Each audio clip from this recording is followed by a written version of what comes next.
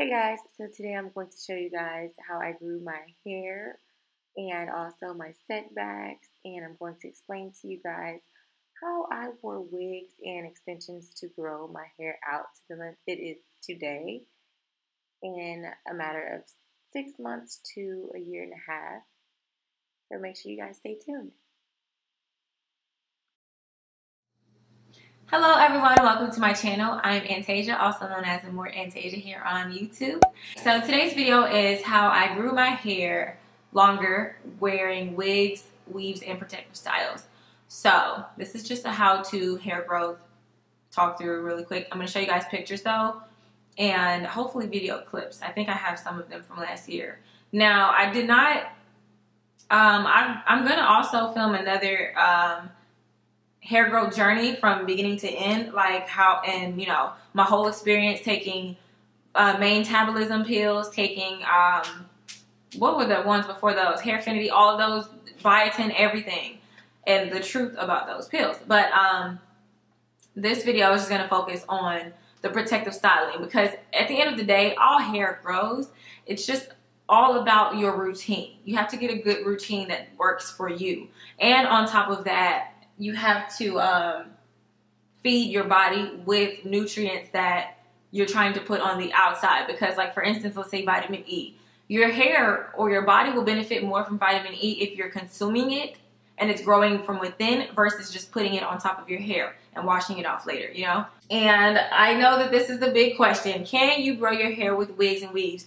The answer is yes and no. The only reason why I say no is because there are so many girls or women and people in general who wear wigs and they don't take care of their hair underneath. That is horrible. When I used to do sew-ins in college and I used to do hair, I had some girls that would come to get a sew-in, keep it in for 3 months, turn right around, take the braids out, would wash their hair and get it rebraided, and that's it. They did not get their ends clipped. They didn't do any deep conditioning. They didn't do any hot oil treatments. They didn't do anything for their hair. And as I took it down, and I was like, girl, you a little bald-headed. Like, your hair might be long, but half of it is dead ends. Like, you're going to have to cut this all off. And they were ashamed after a while because their hair was raggedy. So that's why I say no. Like, you can't just have a protective style and don't take care of your natural hair. That's unhealthy. And it's just kind of like, it's purposeless, like it's redundant. You know what I'm saying? Because your hair is just still dying underneath. So that's the main issue with that part. Now, yes, you can definitely grow your hair with wigs, and this is how. So what I always do is, no matter how I have my braids, when I wear my wigs, I sew them down, like around the perimeter. And what I do is I still, I don't always do that when I wear the wigs that I take off completely. I oil my scalp at least once or twice a week, and I use a mixture of wild growth oil from Sally's or a local beauty supply store, and I also use Jamaican black castor oil, and I used to mix it with Dugrow, the thick oil. You can use that too. And I think I put a little vitamin E in it and olive oil. So just a mixture of essential oils. Just get some essential oils, massage it into your scalp, and always do daily scalp massages at least once a day. At least. And it's just simple, just, massaging your scalp all the way through, all up in here, especially the areas that are shorter and take longer to grow. For a long time, for like years, my nape was completely bald. Like, all of this was bald on this side. It probably was because of my sew-ins and how I had my hair braided. And it was kind of, the braids were so tight, and that sometimes I would hold it up into a bun or put a ponytail, and it would rip out at the bottom. And other times when I would cut out my sew-ins, I would cut a whole braid off. So that kind of screwed me over. And then with excessive sew-ins, it thins out your hair because of the thread, depending on how it's put in. So that's why I just don't really recommend sew-ins like that unless they're professionally done and you do have a cap. Because when you're combing through your hair, it can break off. Now, for those of you who have thick hair and it's just unbreakable, then yeah, you can do what you want to do. But for those of us who have, I kind of miss my hair, more fragile hair, you need to, my bad, y'all. For those of you who have more thinner, fragile hair, you're better off just wearing wigs and just using the combs. Well, I don't necessarily like combs because they pull on your edges, and I don't like to use bobby pins anymore because they pull on your edges. So the safest way to do that is to secure it down by sewing it in on the perimeter. If you want to do 2 or 3 stitches over here, 2 or 3 stitches over here, and 2 or 3 in the back just to hold it down, and then that way you can stick your finger through and stick the bottle of oil in and just oil and stick your fingers through and just, you know, massage it. And the best part about the wigs as protective styles, you can take them off every week or at nighttime, and you can wash your hair. You can maintain your natural hair underneath. That is the only way I would recommend doing weaves. Now, braids are amazing because you can go to sleep with them. You can oil your scalp all day, every day. Just put oil down the braids and you won't have to worry about getting the hair braids messed up because it's just shine. So that's a cool thing. I grew out my hair at least 4 inches in 1 school year. I used to wear kinky twists. Well, they call it kinky twists in the South, but in the North we call it 2-strand twists. And those were out back in the 2000s. So I wore those back to back for like 3 months straight, 3 or 4 months straight. I think it's 3 months because it was half of a school year. So first semester I used to wear them in the fall. I had blonde hair colors number 30, 33. And that was when Beyonce had her 2-strand twist also. So I would just wear them back to back. And I did my own. So if one of them, if they kind of grew in the front and my new growth started showing, I just redid the front and left the back. And so my hair had grown almost this length. It grew, well, imagine this is my hair and it's not a ponytail. It grew to about this length in high school, my junior year in high school. And I did have relaxers. So I can't just say that hair that's relaxed can't grow because it can. Now, it was thinner. My hair is thicker now. But since then, I've had setbacks. Let's say, I think I had to cut. I stopped completely clipping my ends because I was wearing sew-ins back to back. So I had to trim it. Now, fast forward to 2015 because I don't want to go through my whole hair journey because I'm going to do that in a separate video. But in 2015, I had to cut my hair off up to here. All the way around. The front, back, side to side, cut it here. 2 years later, here we are. Well, a year and a half later, we're here. And the back is, my hair is basically almost bra strap length. This is just in a ponytail. But it comes down here. So in the back, it's like, well, you guys can check out the previous video and you'll see how it comes. But it has grown much longer and healthier. You see my ends barely need to be clipped. I did clip them a little bit. It's kind of layered also up here because it grew in layers. Now the top of my hair was completely like bald almost, the top, because year before last I had a leave out, a sew-in with a leave out, and I burned my hair off. I kept straightening it every day. So that's why I started wearing not lace frontals, lace closures. Those are ideal. If you're wearing a wig, make sure that it's a lace closure wig because you don't want to put any heat on your leave out because that's the side that's going to be shorter and more damaged. Unless you're doing like a curly style where you could just put rollers in every day and just take them out and go on. But if you have to straighten your hair every day, that's bad for your hair. Also, doing a heat fast. I mean, while my hair was in protective styles, I was not putting heat in it. You know what I'm saying? So that really helped it to strengthen it and maintain my curl pattern also. And then also, if you don't want to wear wigs and weaves, you can do like the curly hairstyles. I have a few of them on my channel. Even if you don't like your hair in its curly state, you can just straighten it once and keep it, you know, in straight styles. I have a few of those also for the straight styles. You can check those out on my natural hair playlist. I'll link that in the description box also so you can just see all of the natural hair videos.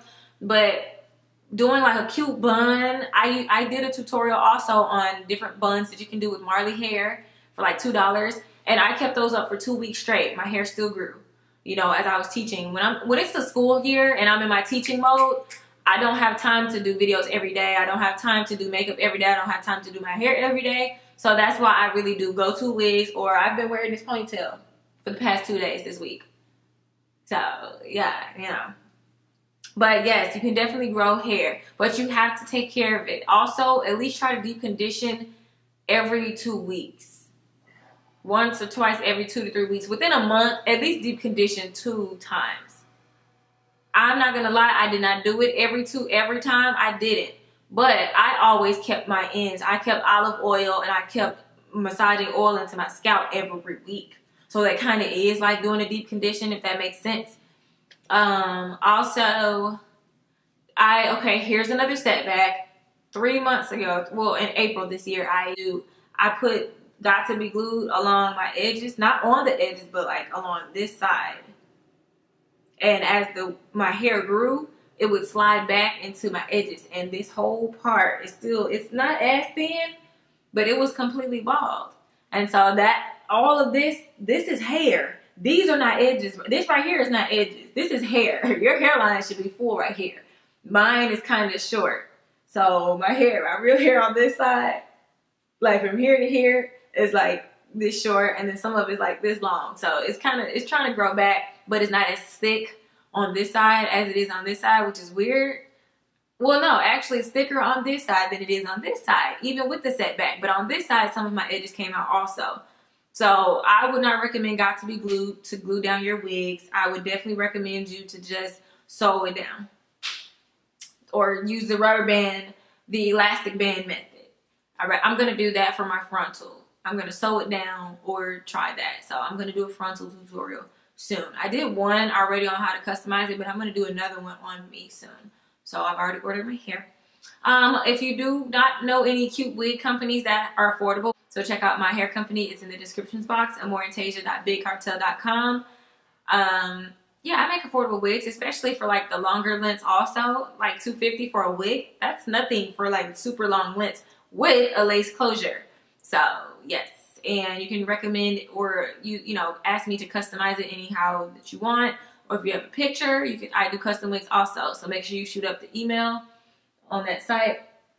But I'm proud of how long it's growing and healthy. I actually like my natural hair. Now, as far as the curly styles, I'm not fond of the wash and go yet because it shrinks up so much. So I am going to do braid outs. After I do a few straightened hairstyles, I'm going to do some more natural hairstyles on here, tutorials, because I see a lot of cute ones that I want to try.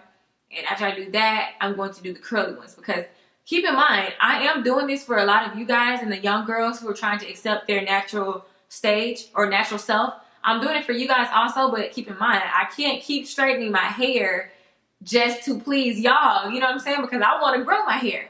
So since I've already straightened it one time, I'm just going to go ahead and get out the straight hair tutorials out of the way. And then after I wash it, then the next time I wash it, then I'll do the curly routines and stuff like that. So hopefully you guys understand. But yeah, that's just that on that. I did take vitamins and stuff like that, but I could not do it for more than 2 weeks because I don't swallow pills well. So honestly, I've been taking prenatal vitamins and they work. They get your hair thick, but it's mostly the ingredients that I've been eating naturally that are in those same vitamins, like DHA, which is omega fatty acids. You can get that from fish or certain types of fat foods. Like I've been eating avocados lately in my protein shake. Well, not protein shakes. My shakes, I've been eating more spinach. I've been drinking more water. I've been eating healthier. I've cut out all pork out of my diet just because it's just a personal thing that I'm doing. Not just necessarily religion, but I just don't want to do it anymore. I've just been eating much healthier. So yes, that does make a difference. What you're putting into your body is what will grow out of it. So definitely eat right and you won't have to take biotin. Because to be honest, vitamins A, D, E, and K are all fat soluble, which means that they stay longer in your body. They are dissolved basically like fats. But water soluble vitamins such as C and E, no, not E, C and B, like B12, B6, all of those B vitamins, you urinate those every day, even vitamin C. That's why they tell you have to consume it daily because you urinate it out. So if you're urinating it out of your system, then how is it growing your hair? It's not, you know? So it's best to eat foods with biotin in it or the B complex in it, or maybe protein shakes that have those same things, biotin in it, or take the liquid vitamin, you know? So I wouldn't stress about biotin like that because sometimes it does break certain people out, and trust me, you don't have to do all that. Just do the daily massages and keep up with the moisture in your ends especially, and then your scalp, and you'll be good to go. Your hair will grow. Try not to manipulate it too much. Try not to wear too many tight ponytails. Try not to straighten it too much, and use good products. They don't have to be expensive. Just use good non-alcoholic products. Like, I didn't use anything but this beeswax. Well, not beeswax, edge wax on the side of my hair. I didn't use anything. My hair is weightless. That's why it's still like flowy right now, because I haven't used any grease or oils or anything yet. So, yeah. But if you guys have any comments or suggestions for you guys with long, thick hair, or, you know, any home remedies, I live for tea. Please let me know of any of your grandmother's secrets, any potions that she might have made with, you know, herbal stuff. Let me know. Comment below. Thank you guys for watching. See you in my next video.